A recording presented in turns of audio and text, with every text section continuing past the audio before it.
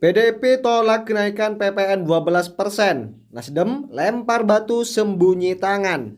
Kemudian PDIP itu bantah jadi inisiator PPN 12%. Katanya yang mengusulkan pemerintahan Jokowi. Dengan sebuah kebijakan yang bisa membuat ngilu sendi kehidupan rakyat. Kenaikan pajak pertambahan nilai atau PPN menjadi 12%. PDIP, ya, PDIP jangan lempar batu sembunyi tangan Anda. Mereka PDIP sekarang, pemirsa, meminta membatalkan PPN 12%. Padahal pengusulnya, mereka itu sendiri dan bahkan ketua Panja adalah kader dari PDIP tersebut. Kenapa sekarang kok ramai-ramai mereka tolak? Padahal pengusulnya itu adalah mereka. Nyarisnya, lagi-lagi PDIP itu selain menolak PPN itu, seakan-akan menjadi pahlawan. Dan PDIP lagi-lagi pembawa nama Pak Jokowi. Ini saya tidak sukai. Katanya itu kong kali kong Pak Jokowi merasa waktu masih menjabat sebagai presiden. Padahal Megawati dengan tegas pada saat itu kalau Jokowi itu adalah petugas partai pada waktu penetapan undang-undang kenaikan PPN tersebut. Nah ini drama apa lagi ya? Artinya kalau itu bagian dari kong kali kong Pak Jokowi kata Deddy Sitorus, ya Pak Jokowi itu siapa kan begitu? Ya katanya kan bonekanya Ibu Megawati, jadi salahkan Megawatinya. Ya, karena apa yang dilakukan Pak Jokowi itu murni katanya pada saat itu adalah bagian dari arahan Ibu Megawati. Kenapa Deddy Sitorus itu membawa nama Pak Jokowi pada hari ini? Dan bahkan kalau semisal itu memang murni dari Pak Jokowi, ya kok kenapa tidak ditolak oleh Deddy Sitorus dan teman-temannya kan begitu? Kenapa kok sekarang yang ditolak? Padahal Deddy Sitorus kemarin DPR dan sekarang pun juga DPR. Kenapa ya kok yang sekarang yang ditolak? PPN 12% itu diputuskan melalui undang-undang. Undang-undang itu diusulkan oleh pemerintahan Presiden Jokowi. Pada saat yang sama PDI Perjuangan ada di komisi itu dan komisi itu menunjukkan PDI Perjuangan menjadi ketua Panja kalau saya tidak salah. Jadi itu adalah keputusan DPR RI, bukan inisiatif Presiden. Bukan inisiatif dari PDI Perjuangan. Bukan inisiatif Presiden. Bukan inisiatif Presiden. Ah ya kan? Akhirnya Deddy Sitorus itu keceplosan pemirsa. Betul kata saya tadi. Ini bukan inisiatif Bapak Presiden. Ini bukan inisiatif Bapak Joko Widodo, melainkan inisiatif dari partai tersebut dan kader-kadernya. Ya cumanya saja PDIP itu kan seperti itu memang, lempar batu kemudian sembunyi tangan pemirsa. Jadi salah alamat kalau dibilang inisiatornya PDI Perjuangan. Karena yang mengusulkan kenaikan itu adalah pemerintah dan melalui Kementerian Keuangan. Ya, kan sudah diberi penjelasan. PPN adalah undang-undang ya kita akan laksanakan, tapi selektif, hanya untuk barang mewah. Untuk rakyat yang lain kita tetap lindungi. Sudah sejak akhir 23 pemerintah tidak memungut yang seharusnya dipungut untuk membela, membantu rakyat kecil, ya. Jadi kalaupun naik itu hanya untuk barang mewah, ya. Berarti barang-barangnya minggu depan ya Pak ya? Terima kasih Pak. Dampak Pemecatan oleh PDI itu tidak ada artinya, Mas. Kecuali pemecatan oleh MPR. Oke. PDIP itu hanya organisasi partai politik yang bisa hidup, bisa mati juga gitu loh. Betul, ya. Ya, dan narasi untuk menjauhkan Jokowi dan Prabowo itu kental sekali sekarang. Kembali saya katakan, mereka itu yang membuat narasi seperti itu adalah sangat tidak memahami kenyataan. Ya. Itu hidup di luar kenyataan atau lari dari kenyataan. Ya. Nah, kita tahu sejarah dan Pak Prabowo juga orang yang berterima kasih. Beliau 4 kali nggak jadi presiden dan jadi karena bantuan Pak Jokowi. Benar nggak? Ya, dan Prabowo menyatakan itu juga. Dia orang yang loyal. Ya. Sedangkan dengan Megawati ada sejarah perjanjian batu tulis yang dilanggar. Yang terakhir kan mungkin dia, wah saya ada perjanjian batu tulis, ini giliran saya, mungkin Ganjar jadi wakil saya gitu. Ya. Ternyata itu tidak dideliver ya. Nah, saya kira Prabowo itu tidak akan melepaskan persahabatannya dengan Jokowi. Kalau dia melepaskan persahabatan dengan Jokowi, Jokowi menjadi kekuatan luar biasa. Itu akan membahayakan walaupun tidak ada partai. Ya. Apalagi kalau dia jadi ketua partai nanti. Itu sangat riskan loh. Betul. Lebih riskan melepaskan Jokowi daripada PDIP. Jadi saya kira persahabatan mereka itu luar biasa.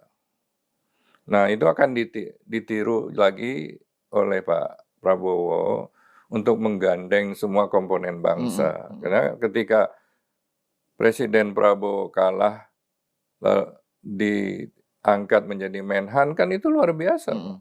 Walaupun mengecewakan kelompok 212, Iya. tapi Prabowo melihat ini persatuan nasional yang lebih penting gitu loh. Nah, dengan demikian apakah Prabowo akan melupakan hal itu? Saya kira tidak mungkin, Mas. Karena lebih riskan buat dia. Apalagi menyakiti Pak Jokowi. Ya mungkin diam-diam lepas dari bayangan Jokowi. Emang dia harus melepaskan diri dari bayangan Jokowi. Iya. Sebagai seorang leader kan. Ya kan kalau saya melihat seperti itu. Tapi caranya gimana? Dia harus mendiferensiasikan dirinya. Ya misalnya yang selalu diomongin memberantas korupsi. Ya. Membersihkan ruangan, sapunya dibersihkan dulu. Ya, atau oligark konglomerat yang banyak masalah hukum, pelanggaran itu dihukum benar-benar. Itu baru semua siap komandan. Itu lepas dari bayangan Jokowi dia. Tapi kalau ribut dengan Jokowi seperti yang dilakukan oleh PDIP, itu akan merugikan Pak Prabowo. Ke depan dia juga harus bersatu demi kepentingan pemenangan dianya juga. Jadi narasi yang pengen membuat mereka renggang sebagai prasyarat supaya Bu Mega bisa bergabung itu mimpi, Pak. Mimpi dan tidak masuk akal. Iya. Nah terus ini Bang Laks, ini mungkin pertanyaan terakhir ya, karena kita sudah hampir 1 jam ngobrol. Dan Udah bisa jam tuh. Iya, seru soalnya. Ini soal kan Bu Mega ini kan betapapun ya soal usia apa kan tidak akan seterusnya lah gitu berada di PDIP kan. Jadi kan harus ada kaderisasi gitu. Tapi di sisi lain ya tadi situasi PDIP seperti yang Bang Las gambarkan sekarang sudah kayak pokoknya loyal bongkoan, pasrah bongkoan gitu ke Bu Mega. Nah, dengan situasi yang seperti itu kira-kira kalau misalnya yang sekarang terjadi kelihatannya Bu Mega kan ada yang bilang Bu Mega terlalu didominasi oleh Mas Pranan. Tadi saya sudah nanyakan dan Hasto gitu ya, narasinya ya. Sehingga tidak mendapatkan gambar yang lebih lengkap mengenai kenyataan gitu dalam melihat Jokowi gitu. Nah, itu kira-kira dengan personality Bu Mega yang semacam itu ya, yang tadi yang Bang Las ceritakan, kira-kira ke depannya ini seberapa jauh kekuatan Mbak Puan dan Bambang Pacul misalnya ya sebagai satu faksi di dalam PDIP itu bisa mengambil alih atau mewarnai PDIP dengan situasi yang sekarang ya? Saya kira cukup besar, Mas. Kenapa? Ya, itu adalah keluarga Ibu Mega, anak. Ya, waktu saya di sana dulu, Mbak Puan itu yang paling ditakutin oleh Mbak Mega. Mbak Puan bisa marahin nyeneni ibunya loh. Ya sebagai anak, ya nggak ada beban, ya kan? Iya, betul. Jadi Mbak Mega tuh sangat khawatir kalau dimarahin oleh Mbak Puan. Ya sebagai hubungan keluarga biasalah, anak suka komplain pada ibunya. Dan pada intinya yang bisa komplain, memberikan saran, usul itu kan anaknya. Ya. Sementara pada waktu itu suaminya, Mas Taufik Kimas. Ketika Mas Taufik Kimas tidak ada, muncul Mbak Puan dulu sudah berpengaruh. Muncul Prananda. Prananda kan anak tirinya Mas Taufik, tapi anak kandung Ibu Mega. Ya. Dia juga inginlah sebagai seorang ibu memberikan posisi. Dan belakangan Mas Prananda ikut-ikutan gitu. Bahkan menurut laporan-laporan kader PDIP di daerah-daerah, kalau ketemu saya, Mas, aku iki melu Mas Prananda loh, katanya gitu loh. Ya jadi caleg-caleg, calon pilkada, cagup dan lain sebagainya sudah dibagi. Daerah Bali misalnya untuk Prananda, daerah ini untuk Puan dan lain sebagainya. Nah, nanti akan terjadi clash antara dua anak ini. Sementara yang lain-lain ya melihat situasi, ada yang ikut Mbak Puan, ada yang ikut Prananda gitu loh. Tapi apakah mereka sudah mendapatkan status ya sebagai ibunya, perjuangannya, ya kan, struggle-nya, ya, dan juga masyarakat melihat jasa-jasanya itu belum loh, belum mencapai seperti ibunya. Nah, ini akan terjadi sebuah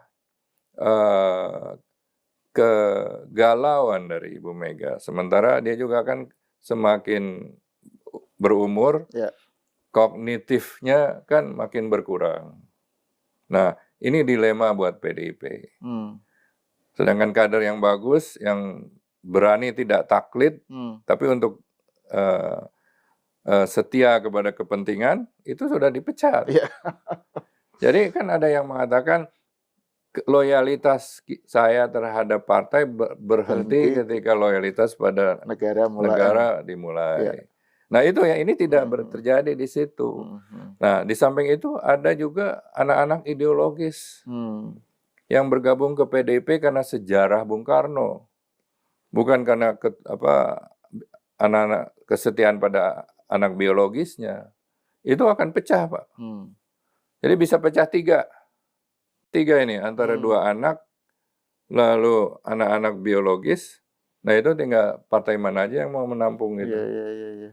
Nah itu kan kalau misalnya saya nanya tentang Mbak Puan dan Mas Pranan itu karena kan selama ini terutama terkait dengan Jokowi kan, narasi yang selalu dianggap mewakili PDIP kan selalu yang muncul tuh sosok seperti Hasto, Deddy Sitorus, Adian gitu yang notabene dianggap itulah suara PDIP. Sementara tidak ada counter gitu dari Bu Mega, dari Mbak Puan gitu ya, dari Bambang Pacul atau dari Trimedia atau kelompoknya Mbak Puan kayak kok senyap gitu. Jadi misalnya soal narasi tentang tuduhan bahwa misalnya pilkada kemarin parcok gitu misalnya ya atau apa gitu.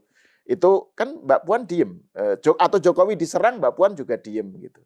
Jadi diemnya itu itu strategi atau kalah atau ngalah, menunggu momen atau tadi gimana? Kan saya bilang ada dua kategori, Mas. Yang mendukung diam itu kan sudah mendapat zona nyaman, nggak bisa hilang kenyamanannya, kekuasaan dan lain sebagainya. Yang ribut-ribut begitu belum kebagian atau nggak kebagian, Mas. Ya, namun di antara sibling saudara ini memang terjadi rivalitas. Terjadi rivalitas. Saya menyaksikan sendiri loh sebagai orang tua waktu dulu ya. Terjadi rivalitas yang luar biasa. Nah, bagi kader-kader PDIP, pilihannya adalah ikut Puan atau ikut Nanan gitu loh. Tidak ada pilihan lain. Makanya ada yang milih ke sana, ada yang milih ke sini. Jadi kalau Mbak Puan ikut. Ya seperti apa komentar kalian pemirsa, tulis di kolom komentar ya terkait dengan cara atau drama PDIP ini yang selalu menyerang Pak Jokowi. Dan tulis di kolom komentar kalian pemirsa, dan jangan lupa tekan tombol subscribe-nya biar kalian juga tidak ketinggalan informasi-informasi terbaru dari channel ini. Movilah subscribe, dan salam demokrasi dan salam NKRI, dan kita kawal terus Pak Prabowo Subianto dan Mas Gibran Raka Buming Raka pemirsa.